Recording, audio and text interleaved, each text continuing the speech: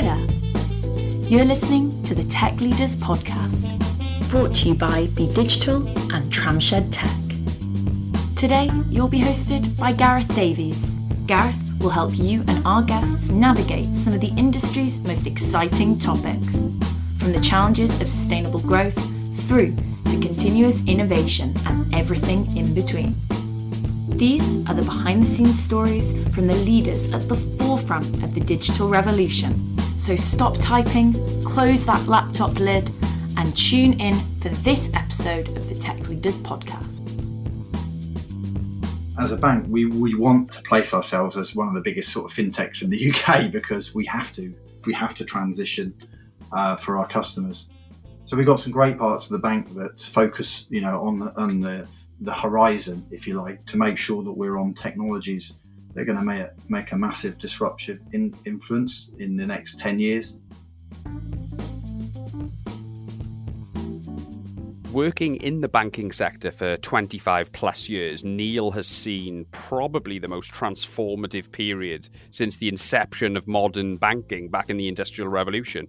But he plied his trade in the branches, but always gravitated towards technology innovation and ended up working with early stage business customers, going on to advise some of the most disruptive tech firms in the UK. We also discussed the renaissance of entrepreneurialism in the UK, the emergence of the FinTech sector, and the modernisation of the education system to keep pace with the ever-progressive labour market. We also cover Neil's involvement with grassroots football and what he's learned from that experience. And he also tells us about a terrifying scenario he was in earlier in his career when he was working at a branch when he got hit by armed robbers and he was involved in an armed robbery. And much, much more. So this is literally a fantastic conversation. You do not want to miss it. It is Neil Bellamy.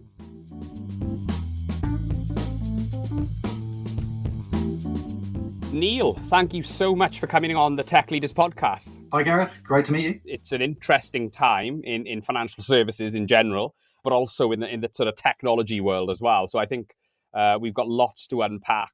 Obviously, Natwest is a household name, and I think people will obviously know about the banking sector in the UK and have an opinion on it, but they may not know Neil Bellamy. So tell us a little bit about yourself and your sort of career from point of education right up to where you are now.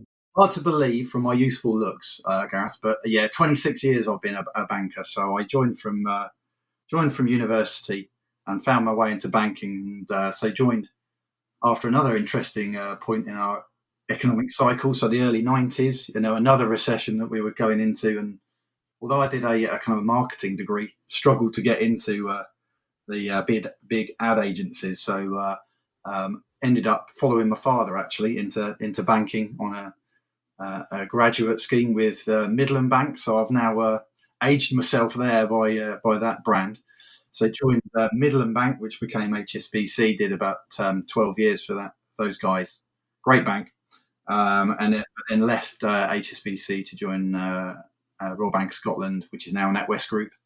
And so, done the rest of a career there. So, and why I guess technology banking also is, I come from a part of the country where there's a lot of technology businesses. So I live in the Thames Valley. And so my banking career, I've kind of grown up in banking alongside my tech media telecom clients in the Thames Valley. So if you think back to the early 90s, it was when a lot of the American tech firms were coming over to the Thames Valley. So Microsoft, Oracle, and the rest of the guys based themselves there, and on all the offshoot businesses I was banking. And I've kind of grown up with the UK tech scene and banking in the Thames Valley. What's been the most noticeable cultural shift then towards entrepreneurialism, in your opinion, in the last sort of 10 years? Yeah, I guess we didn't really think about entrepreneurship as in the banking industry back in those days. You're absolutely right. And thinking about it, the tech companies that we were looking after probably came from the telecom side more and a bit more media than pure tech. So they're more mature businesses that were coming, spinning off, and telecoms businesses then sort of merging into tech. And I guess in reflection, what I started observing was quite a few people that had done well for themselves in large technology businesses or large tech businesses, either retiring early or taking redundancy, and they were becoming entrepreneurs then. So I guess that early entrepreneurship were more mature entrepreneurs, I guess, that were having like a second career.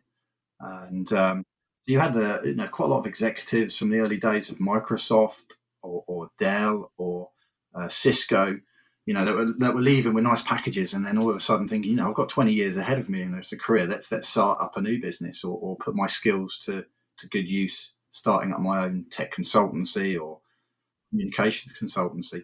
And I think the entrepreneurship of university spin out is a more recent thing, Gareth, in terms of following the American model. But it's really it's a very exciting and part of the tech ecosystem that I do get involved in. So I do.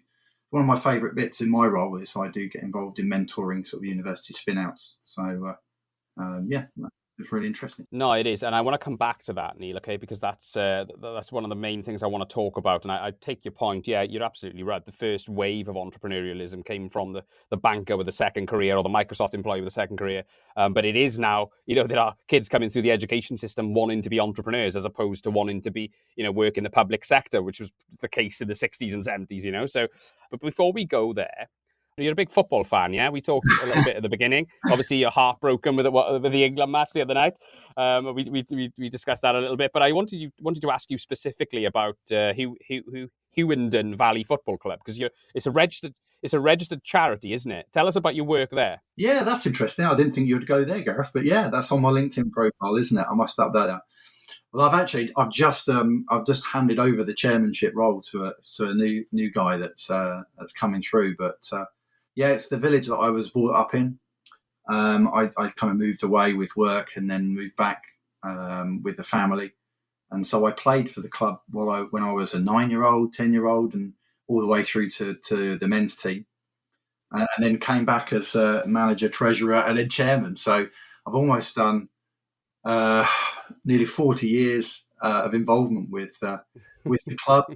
There's about 230 youngsters that play, and it's a registered charity, it really takes up a lot of my time, but I only do it because I love it so much. But just as I say, handed it over, and they very, very kindly made me an honorary vice president of the club as well. So I've got to change my LinkedIn profile from chairman to honorary vice president now.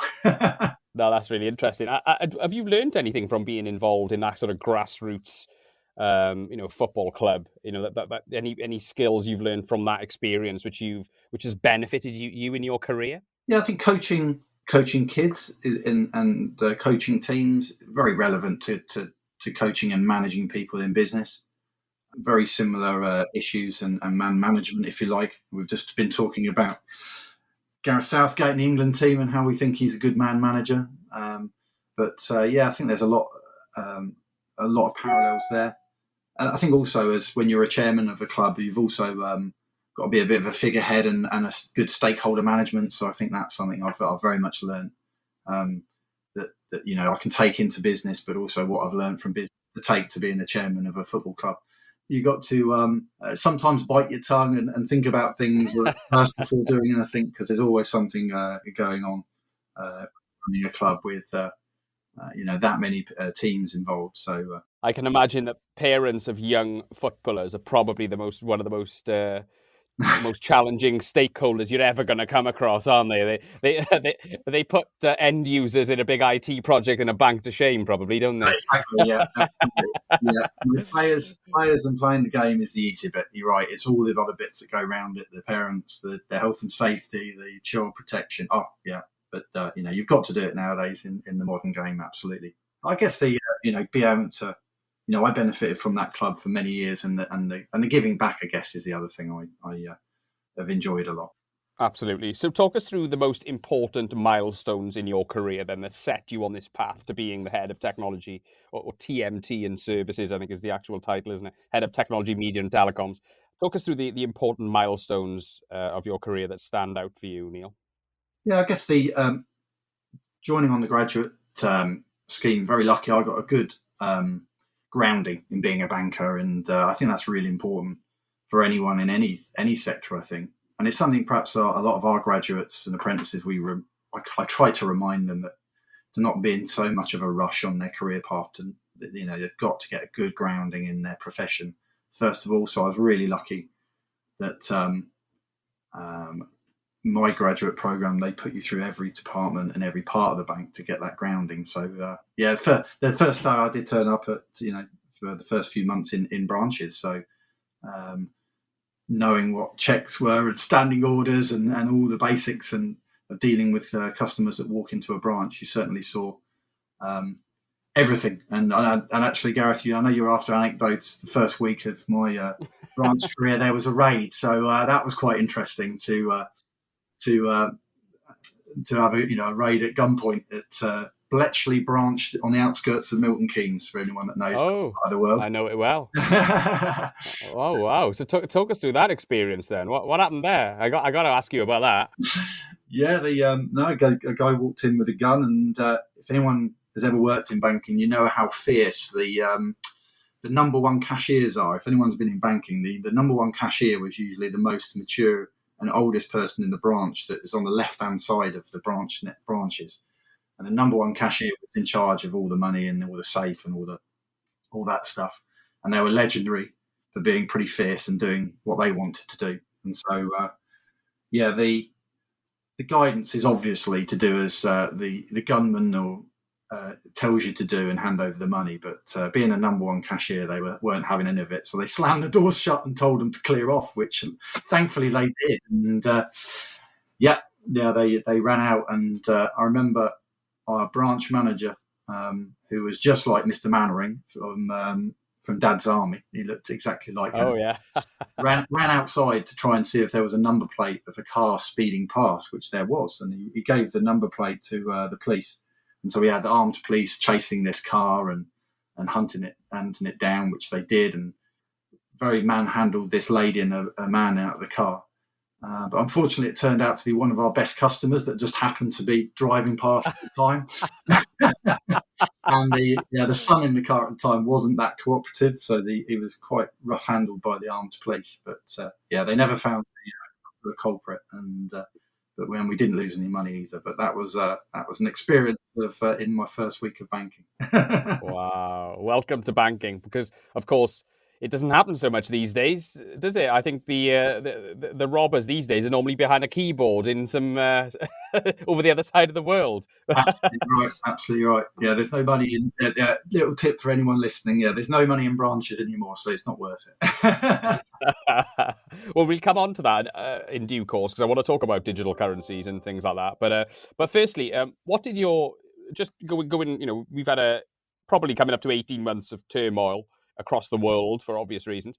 But I just wanted to ask about what did Natwest learn from 2020 and the lockdown that's just finished, that the organisation is likely to take forward post-pandemic. Yeah, I mean, this is fascinating times, isn't it, to have a chat? And, so lucky that I've got this at this point, because there's so much to talk about. I guess we did quite an interesting white paper with I latched onto from our chief economist that I thought was fascinating. And he observed that during a pandemic, and he went back to historical times for cholera pandemics and things like that. What could we learn from history?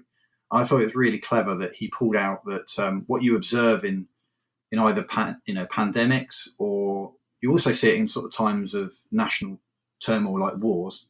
You see an acceleration of existing trends, and you see a polarization of fortunes. And I thought that was a really clever way of looking at things. And so there was existing trends that you saw accelerating, like technology and move to digital business models, just to name a few.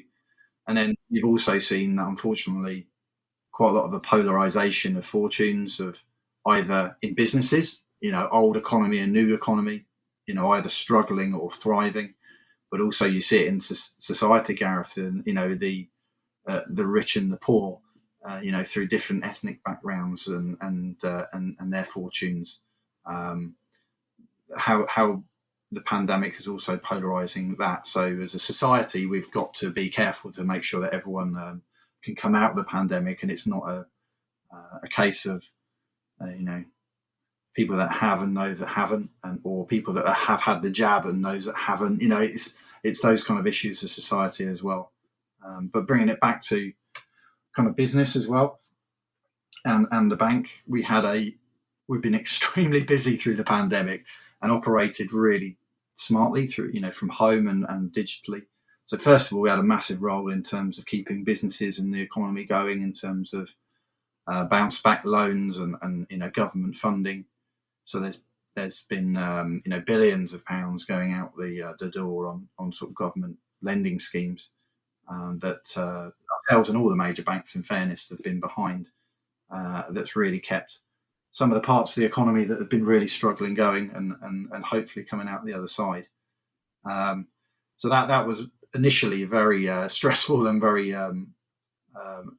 busy time for the bank. So as a kind of a sector head, we had to think of our policies and our response to that. But and actually get the digital platforms in place so we can actually get the money out the door, because bits of paper and signing documents, and you just couldn't do it. So you had to, it accelerated that digital model, because of necessity. Absolutely. Well, I think through periods of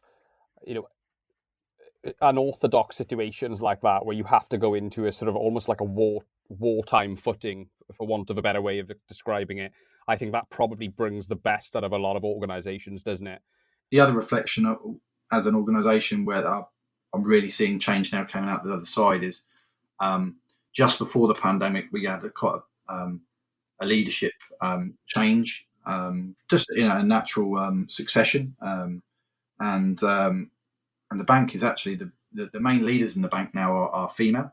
So we've got a female chief executive and finance director and head of HR, and so we've got a very female and very diverse leadership team now. And another observation that I've seen from the bank, but also our clients, is it's a bit of a buzzword, but I'm actually seeing this in play is more purpose-led organisations. I think in terms of that pandemic, it's accelerated that culture, and it's a good response to this polarisation issue that not just banks, including ourselves, but we're being more purpose-led, be that attention to climate in terms of learning and enterprise and supporting our customers. So, and I've seen also in a lot more companies that are choosing to register as B-Corp. I don't know if many people have heard of that, but it's a way of incorporating your business so that it's not just about profit. It's a balance between profit and your stakeholders and your customers and a sustainable future. And you kind of change your constitution legally to reflect that. So we've seen a big uptick in customers that are changing to B Corps as well. So that tells me that businesses and people are responding with a more purposeful approach to their businesses. Absolutely. So for people who are not familiar with transitioning over to B Corp, as you described, could you sort of, if you are a business owner and you wanted to look at that as a possibility, you were a purpose-led organization, how would you go about doing that then, Neil? The B Corp organization are American. It started in America, but they've got a really good setup. They're based in London, they're UK, and we had their UK CEO speak to a lot of my bankers recently. So they're very open to approach, and they've got a very useful website that talks you through the process. But it is about an 18 months to a 24-month process of converting yourself to a B corporation, and a lot of quite robust steps that you've got to go through, not only just legally, but also in terms of reporting wise to demonstrate that balance of stakeholder management. But if you are an organisation that you're thinking much more along those lines, whether it's as a business owner or it's your staff and your customers that are kind of providing that push, I would definitely look at to B Corp. And I guess the best example I can give is under the NatWest group of brands, we've got Coutts, which is a 400-year-old private bank that banks the Queen and the rest of it that everyone would know about.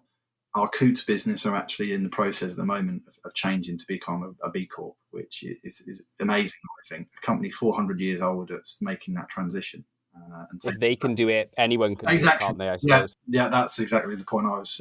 Yeah, it shows you that a company that old, it's our clients. Our most Coots clients now are not inherited wealth. They are first generation wealth. They're young. They're entrepreneurs. They are very much aware of climate change and purposeless businesses. So it's our customers that are pushing us to make this kind of change. They want to see it. Yeah.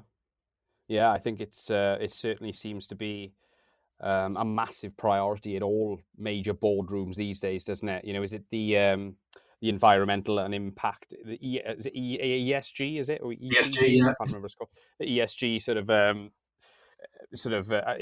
ESG is applied to everything, which where in terms of portfolio allocation and all sorts, isn't it, these days? On the subject of being purposeful, then, what is the purpose and the function of your role within the bank then? Yeah, very much from top down, I guess, is the best way of describing it. So as a bank, as Natwest, our purpose area that we are aiming for is help our customers to thrive and survive through this pandemic and beyond. And I guess our three areas we're focusing on that perhaps bring that into some context is the climate. We mentioned climate, but it's also learning and kind of enterprise and supporting those three pillars.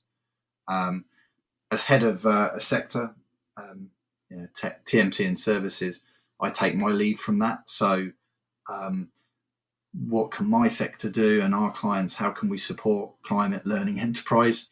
And there's some great examples of where we're starting to just take climate, Gareth. I think a lot of people think, well, technology can be the answer to so many problems in terms of climate change, and that's great. And there's loads of great green tech companies we are probably supporting, out of university and university spin outs through our enterprise pillar. But also it got me thinking about what could we do in terms of a bank supporting the tech sector itself. And if you think about technology and cloud computing and data centers, I was absolutely shocked to hear that energy of data centers is equivalent to the global aviation sector in terms of the energy they use to run data centers and then also to transmit that those comms and that data. And but it's almost like technology's dirty secret, if you like. So we've just a practical example. We as a sector now is we're talking to our data center clients and saying to them, look, how can we help as a bank with our our balance sheet? How can we help you accelerate your capex spend to make data centers more efficient, use less energy, upgrade your cooling systems to take out some sort of dangerous F gases out of your F gases are pretty nasty sort of man-made gases that you find in air conditioning units. The more you research and you look into these things, the more areas that you can help. And I guess our largest client on that is if we fund the replacement program for Amazon Web Services, so AWS. So probably the system we're using now to talk, the cloud we're using now, we kind of fund the Amazon data centers to do a very almost constant technology refresh to make sure that they're the most efficient they can be in terms of server speed, in terms of storage capability, but most importantly the energy efficiency that goes with that. So a good example of if we want to help people and help the climate, these are some of the practical things we can do as a bank, to use our balance sheet to help people. Hi, just a quick reminder that you're listening to the Tech Leaders Podcast. The Tech Leaders Podcast would like to thank Tramshed Tech, who allow us to use their world-class recording studio facilities. We cannot recommend them enough. They also provide office spaces and events, so make sure you go and check them out. Now, back to Gareth, who will be quizzing our guests on some of the industry's most topical questions. Of course, yeah. I think I tell you one area that it's been with the energy sort of consumption has had a lot of attention in the last couple of months is within cryptocurrency mining, and I think obviously that had a lot of attention in the mainstream media, and I think from that base point, I looked at other areas of technology, and I like you, it is kind of like technology's dirty secret, isn't it? I was quite shocked by the energy consumption of everything to do with sort of software and general technology, So, but it's good now. I think certainly the cryptocurrency space I think will improve massively after this attention as kind of emphasize this. I think it'll improve mining practices massively, and hopefully it will across other areas of technology as well. But I wanted to ask you about digital currencies. Actually, I know the European Central Bank have openly said that they're working on a European, central bank, European Central Bank digital currency. Do you think the UK are already down the road of introducing that as well? And what do you think will be the impact to the banking sector once this happens? Because it's inevitably going to happen at some point, isn't it? Yeah, I think there's a lot of, as usual, with a newish technology, there's a lot of hype, isn't there, Gareth, about cryptocurrencies? And I think it's really important to sort of understand. I'm not an expert at all of it, but there's a distinct difference between sort of pure cryptocurrencies that are completely outside of central bank control and completely distributed ledgers versus kind of digital wallets and I think what's going to happen, and I think you've seen this around various countries around the world, is that those pure cryptocurrencies that are distributed ledgers, places like China and other nations are very suspicious of them, and they're not very keen on them. To cut a long story short, but I think what is happening is the underlying technology of those cryptocurrencies is being used for very useful things, as you mentioned, national currencies, like central banks using versions of distributed ledgers to run the banking system and payment system. And then I remember a good 6-7 years ago going out with our technologies teams to go and look at some of these cryptocurrencies, and the guys called it back then and sort of said, look, will cryptocurrencies ever make it into the wallets of everyone? Not sure it will, but will the underlying technology? Yes, definitely, because we were, as a bank, looking 6-7 years ago at the kind of the distributed ledger technologies, bringing it into the banks to improve things like payments, letters of credit and trade. Open banking has come through recently, and all the developments there. And I think you're right. I think the Bank of England has been quite ahead of the game in terms of being open to the underlying technologies of cryptocurrencies or distributed ledgers, because I think it can see the efficiency gains that can be made for the updating the banking systems. There's also a huge issue that the banks wouldn't push against, which is legacy systems, Gareth. I mean, the whole banking system and payments is based on sort of 1960s, 1970s technology that's incredibly robust, very reliable, touch wood. But there's billions of pounds worth of investment required to bring it into the sort of the modern day, and I think that kind of distributed ledger technology could be the way of investing and moving the whole payment systems and banking system into the 21st century. Yeah, it could bridge the gap, couldn't it, from legacy and modernize those things? Because there's legacy systems in banks I know of, still legacy systems in place, which are named after some programmer in the 1980s who created it. But every CIO is terrified of changing it because it would just potentially cause so much disruption. There's a couple of real high profile cases of that, actually. So it'll be really interesting to see how that plays out. But I do feel that NatWest is a little bit more forward thinking on this topic than most other institutional financial services organisations, or in the banking sector or associated sectors. So I wanted to use that as a segue into entrepreneurialism and the stuff you're doing there, and the reason being, Neil, is because I've been part of the Natwest Accelerator program, and I was really impressed with that. And I think it's brilliant how you guys are trying to build communities of entrepreneurs all over the country to share ideas and to generally support each other, to really push. To push the startup scene in the UK in general, and a lot of these companies are tech led. Some of them are not, but a lot of them are. So I wanted to get your take on this. I know you're heavily involved in this stuff. So what was the thinking behind that decision then to set up the accelerator program for entrepreneurs, and what's NatWest's outlook on supporting entrepreneurialism in the UK? As I was saying earlier on, it very much one of our focus areas of our kind of purpose-led strategy of supporting entrepreneurs and an enterprise in general.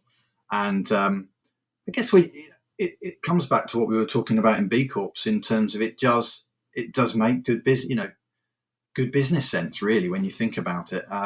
Yes, there's a lot of upfront investment because just to, for everyone listening, it's the world's largest free accelerator program, where the bank, this was 5 or 6 years ago. We thought, well, how can we help our enterprise clients? We've got offices all across the UK, and at that point, I guess we were a little bit ahead of the game, thinking, we've also got quite a few floors of our offices around the UK that are sitting idle. Could we use some of our premises to reach out and support entrepreneurs in our local environment? So we've got 13 of these set up across the UK. During COVID, they've moved to a more virtual version. Again, an acceleration point of we were starting to do that anyway. But yeah, purely as you mentioned, Gareth, a lot of them are tech sector, but not purely. There's quite a lot of food and drink companies that come through. A lot of green tech, a lot of purpose-driven businesses that not necessarily all about profit. So what we're starting to see is that we're developing offshoots and specialist parts of our entrepreneurship support programs that focus. You're part of the wider entrepreneur program, but we'll run a special bit on if you're addressing climate issues, or if you're a purpose-led organisation, or if you're a FinTech, for example. We're doing these dedicated pathways for companies as well.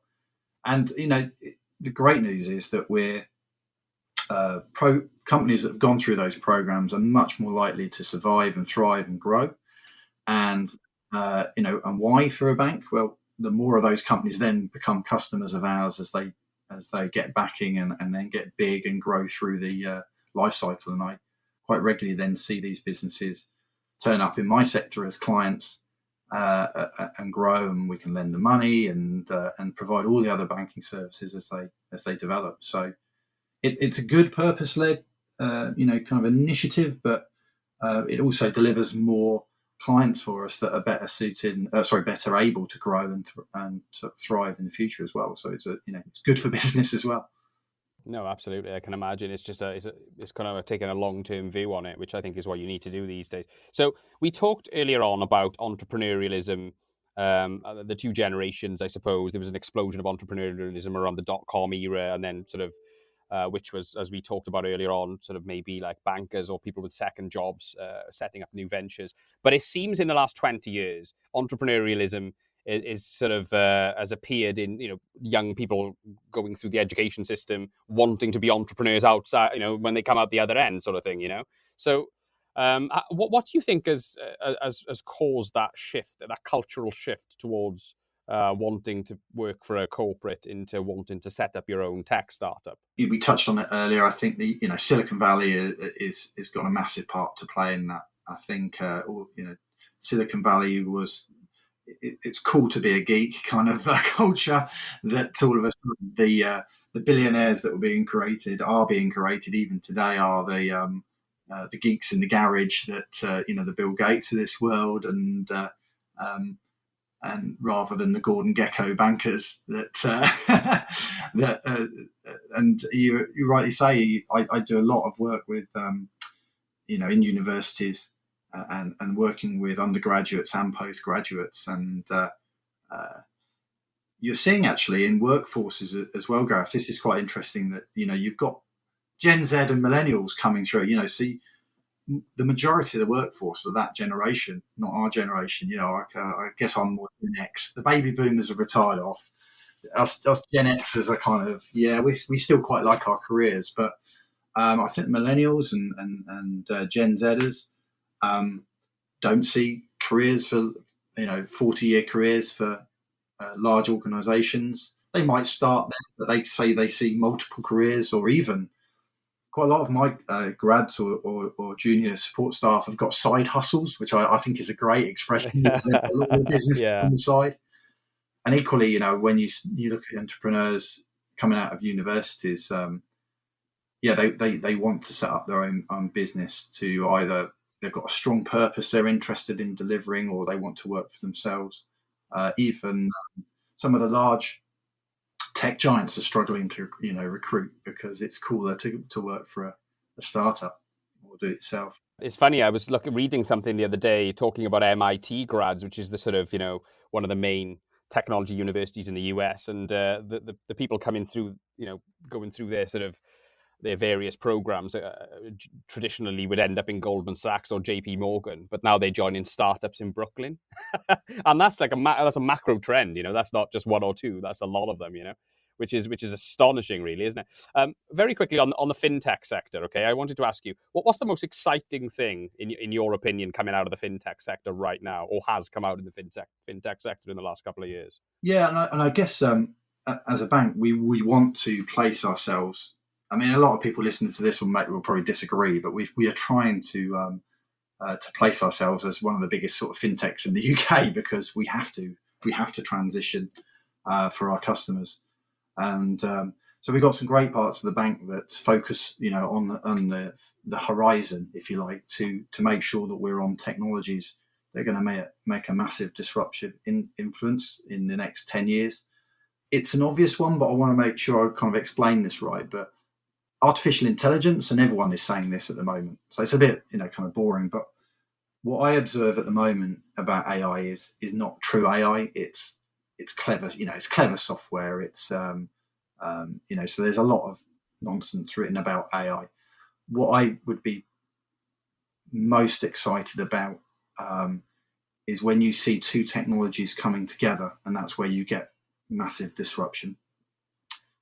So you think about we had the internet for years, didn't we? But it wasn't until cloud computing and mobile devices came along that e-commerce exploded. But it took 20 years, since the .com.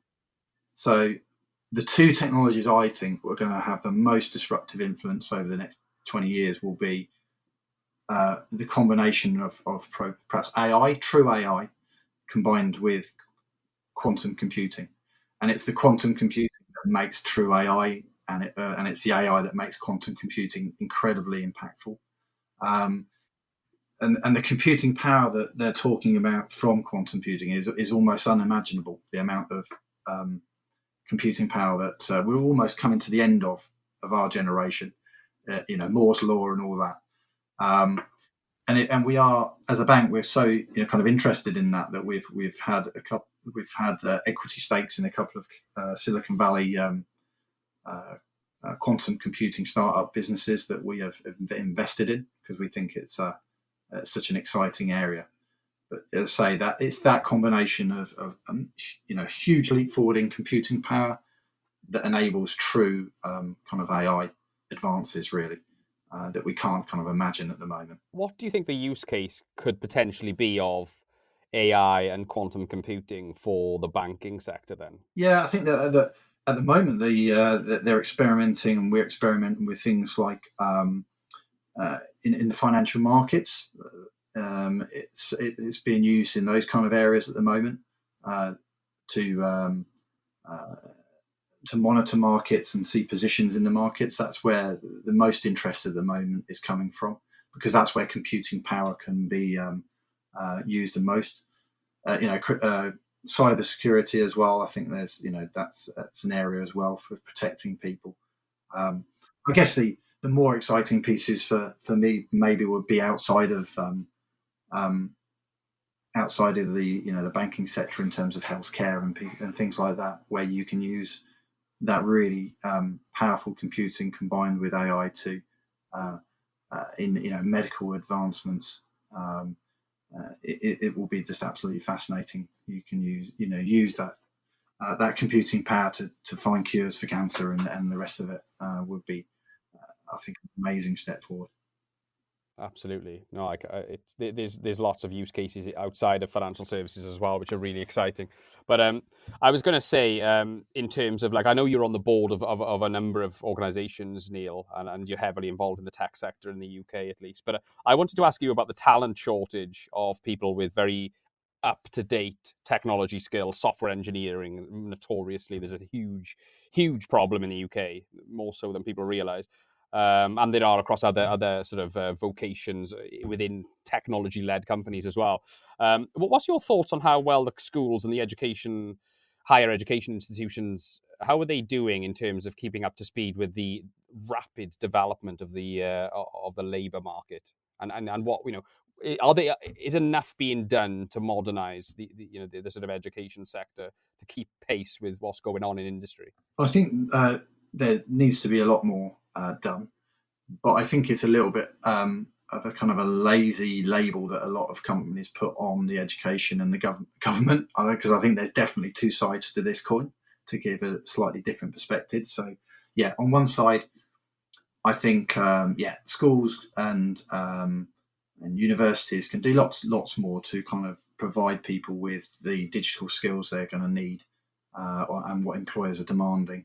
And you could see that in the pandemic, how schools really were behind the curve in digitalizing, and every child needs a laptop and access to a Zoom and decent broadband, and there's a societal issue there as well. So yes, definitely, the education system could do better, but I think also SMEs in particular can do a lot better in terms of training their business, their people up. I think we've been the beneficiary, and this is even more important now post-Brexit.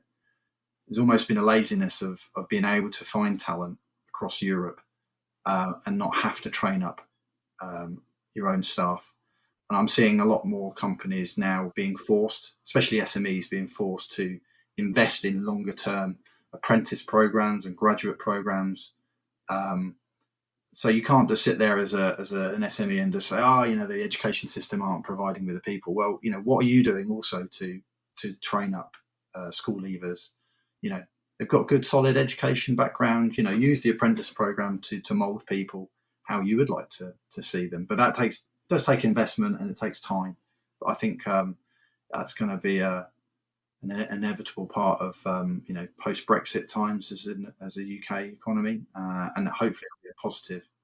But in the short term, you're right, Gareth. There is a big talent shortfall in the tech sector. Yeah, I was talking to a business owner the other day, and he was saying if he puts an advert out for somebody from a traditional vocational background like finance, HR, legal, inundated with ad response. If you're looking for someone with SEO skills or Google Analytics skills or something, can't find them for love nor money. And it is a problem, but it seems like there's a lot being done, but I'm just not sure it's enough.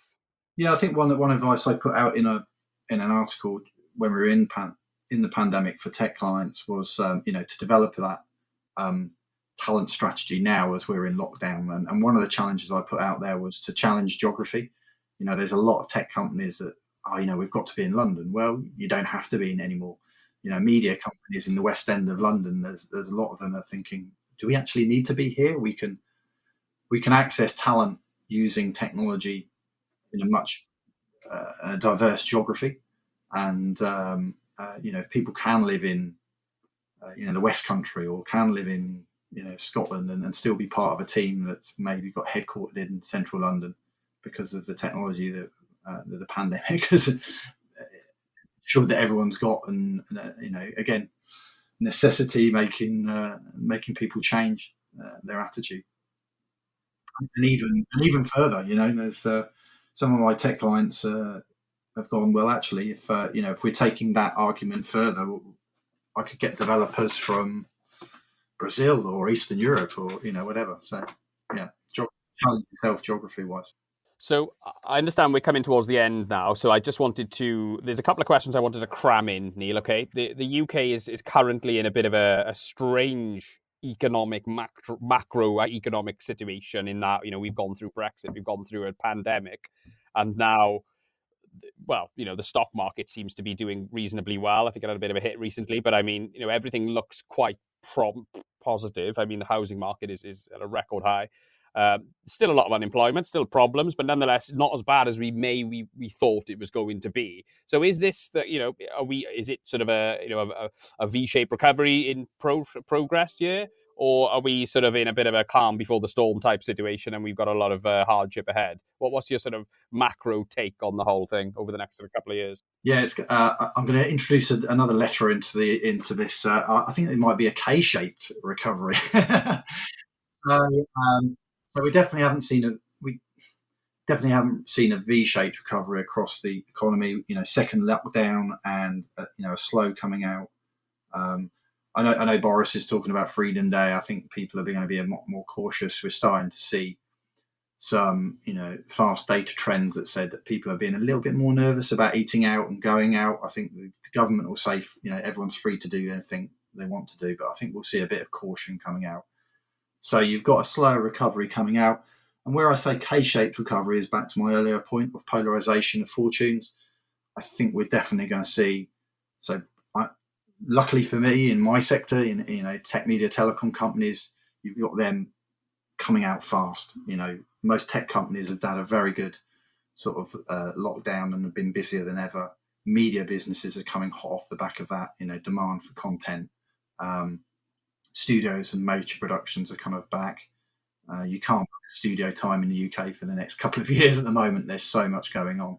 So you're going to see those new economy, digital business model businesses coming out fast. The bottom leg of the K is businesses that don't transition. And you've the boardroom that says, we're just going to go back to where it was before. Nothing's going to change. We'll come out. Nothing changes. I want everyone back in the office, everyone back, everyone doing what they were always doing, trying to serve clients in the same old way. And I think those, perhaps more old economy businesses, you'll have the bottom leg of that K that will be, slowly declining away. And it's not sector, there'll be, you take retail. It's not a sector-based bit. It's a kind of a cultural. Are you ready for change? So there's some retailers that will, yes, they've struggled in the downturn, but they've been very brave and they are investing and they're digitalizing and they've got a bricks and clicks model that works. And they'll come out and they'll be relevant for consumers of tomorrow. And but there'll be others that won't. So it's going to be a massive macro. There's going to be a big shakeout of kind of winners and losers and that polarization point I was speaking about earlier. Sure, I think that the one forward-thinking thing I've seen from banks is turning retail into leisure. And what I mean by that is, and I think that's the future of the retail space, actually, but I think banks seem to have been doing it. I think Metro Bank did it, was that, you'd go to the branch and it was essentially a coffee shop, okay? So ultimately what their goal is to get people into the branches to sit there and have a coffee and engage with their brand for half an hour. And that's what it's all about, and I can see the retail companies doing something similar, just trying to get people in, coaxing them in with something entertainment-led. And obviously, it's not all about buying the product anymore. It's about coming and engaging with the brand, and then you go off and maybe you buy off the website. You know what I mean? Just because you've got that brand engagement or whatever. So it'd be fascinating to see how this plays out. But you're absolutely right. The old economy businesses, I've not used that term to describe them, but I think those are the ones which are really going to struggle, like the Blockbusters of this world. Famous story about Blockbusters didn't adapt, But anyway, look. Moving on then, Neil, I think obviously I know we're coming towards the end of the allocated time, and I know you're a busy chap. So I wanted to ask you this one. What's the best piece of leadership advice you have ever received? Yeah, I've been lucky to have some great bosses there in my time in the bank. But I think the best bit of advice I had about being a banker, but I think it's equally applicable to any sector really, is an old boss of mine said, everything I've ever learned about banking, I've learned from my customers. You can get a good solid grounding in being a banker, your professional exams and things like that. But everything useful you learn from your customers, and the most interesting and exciting things you learn from your customers as well. So that'll be my advice for anyone in any sector, really. Learn from your customers. Absolutely. And what sort of person or book or anecdote have you been inspired by? Maybe over the course of your career, or maybe over the lockdown period, or what? Have you got anything that sort of stands out for you? I don't keep many books, being a digital guy nowadays. Everything's on the Kindle, and you don't. Even though I've got a row of books behind me, you don't keep books anymore, do you? But one book I did keep, which shows you how much it kind of affected me. It's one that my father bought for me, and I've got it here. So it's a test of courage. It's a biography about a guy called Michel Thomas. Fascinating. I love World War II history.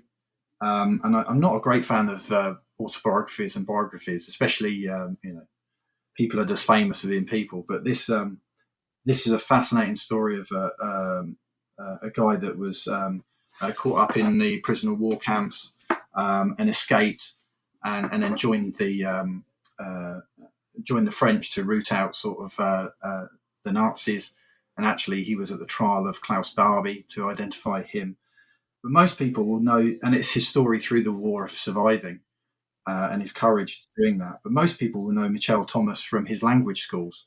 He's the guy that invented almost the learning languages through the tapes that he used to do in his books, and a really unique way of learning languages. And he did that as an undercover operative. So for me, it's a book about courage. It's a fascinating read about World War II, but the underlying message I got from this is, this guy's lived about 3 lifetimes. He's had, the Second World War, it defined him, but he sort of had 2 or 3 careers after that that has defined him as a person. And then it's absolutely inspirational book, really, about of courage, but then also of a life well lived, and how you can reinvent yourself 2-3 times at a time. It's a great book. Recommend it. Absolutely. Well, it's funny you should recommend a book like that, because I've just did a quick search on it, and I'm definitely going to put that on my list. The book that has come up the most, I asked that question to all of the guests, and the book that's come up the most frequently is Man's Search for Meaning by Viktor Frankl, which is obviously an incredible book about a guy who was in Treblinka, I think it was, or one of the concentration camps.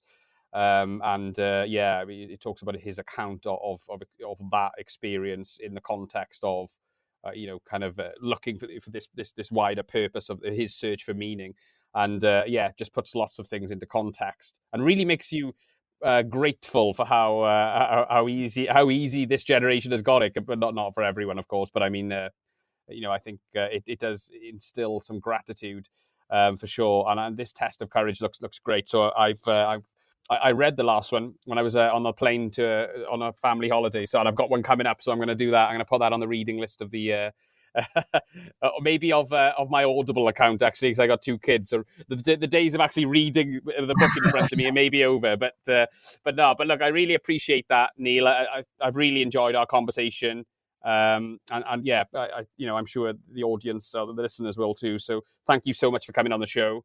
Yeah, it's been a pleasure. You're welcome. If anyone wants to see some more stuff from me, if you go to the NatWest or Royal Bank of Scotland Business Hub, we quite often posting lots of articles on our own, our sectors. So I'll be posting stuff on there for the tech sector as well, if you want to see some more stuff. But or follow me on LinkedIn. But thank you, Gareth. Really nice to meet you. Fantastic. Thanks, Neil. All the best. Bye. Thanks for listening to the Tech Leaders podcast with your host, Gareth Davies. We hope you enjoyed our deep dive into all things tech. If you're keen to learn more, make sure you tune in to our next episode. A huge shout out to Be Digital, who make this podcast possible.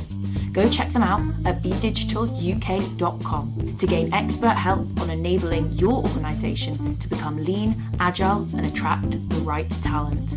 That's bedigitaluk.com. Join the tech revolution with the Tech Leaders podcast. You may have noticed that there's been a slightly lower frequency of releases of late, but that is a transient summer thing, and we expect to go back to around 2 a month very soon. So please give us a subscribe. We've got some astonishingly good guests coming up, which you do not want to miss. Not to mention, it really supports the show, so we'd really appreciate it.